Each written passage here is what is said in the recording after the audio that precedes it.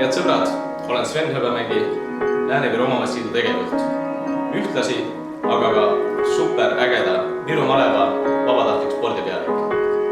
Sul on võimalus kuuluda meie ridadesse, olles siis kas Kaitseliidu tegev- või toetajaliige, kuuluda naiskodukaitsesse või meie noorteühendusse, on ta siis kodutütred või noorkotkad.